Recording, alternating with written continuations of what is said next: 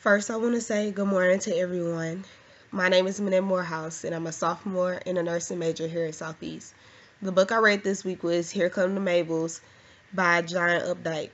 Without reading this book, I could tell you it was about America just from the title. I also thought it was going to be about a couple that was just married and happily living. But it turns out that the book was completely opposite from what I thought. There are two characters in the book who are Jane and Richard Maple, and the story is being told in the husband's point of view.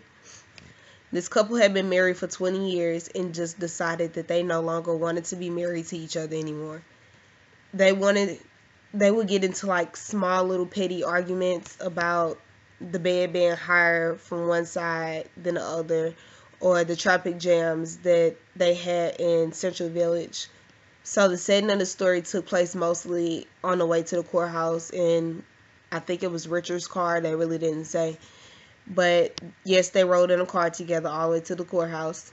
On the way there, Richard realized that the reason that they were getting a divorce was not a good one.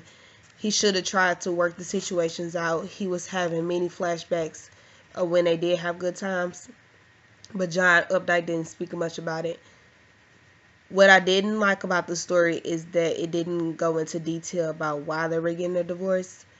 I wanted to know if Jane cheated on Richard, or was she not bringing any money to the table? Were their communication bad or anything? But it just didn't tell. But the other thing that I found out that this story was actually supposed to be about his life story. I actually read a biography about it, and it was saying that this was supposed to be the story that related to him and his first wife. So that was kind of interesting to me. Something else that I didn't like about the story was I wanted to hear Jane's point of view. I wanted to hear how did she feel about getting divorced. It really didn't talk about much about her. It just talked about that she just sat in the car and she was quiet, and you can just hear her breathing. That's basically what they were trying to say, that you can hear that she was so quiet that you can hear her breathing. So it would have been better if I could hear Jane's point of view to see what she wanted out of this divorce, to see if that's the reason why she agreed to get the divorce, if she didn't work, if she felt that they weren't communicating anymore.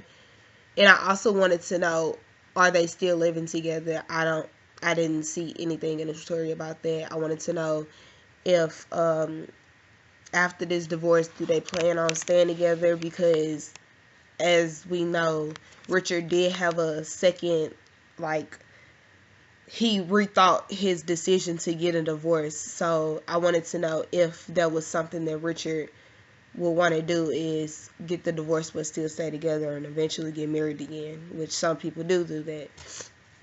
So that's something else that I wanted to know.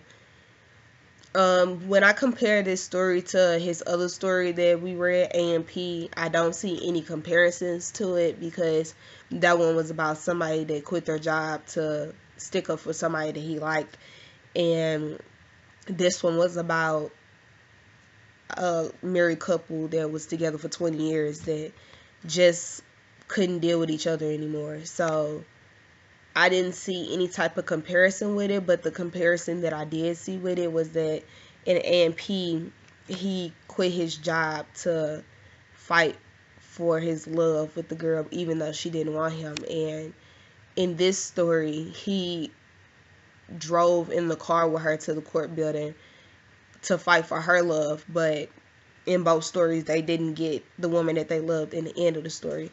So I didn't see any comparison.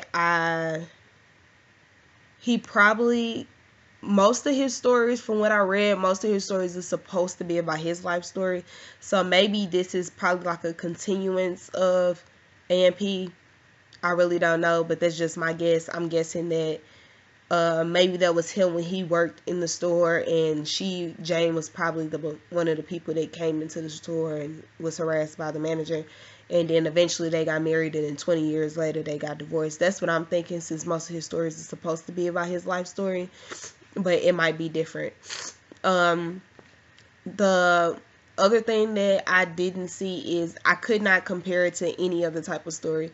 I didn't see any comparisons with any of the stories that we read, but it does seem like like I said before, it does seem like it would be something that would be like a lifetime story, a couple that been together for so many years, and it's actually like a real life situation too. So I couldn't find any stories that we read from any other authors that would compare to it, but it's comparison to real life. Like, you see that people always get divorced over something little. It doesn't even have to be over cheating. It can just be over they just don't have the connection anymore. So they would rather get a divorce than stay together with each other and make each other miserable.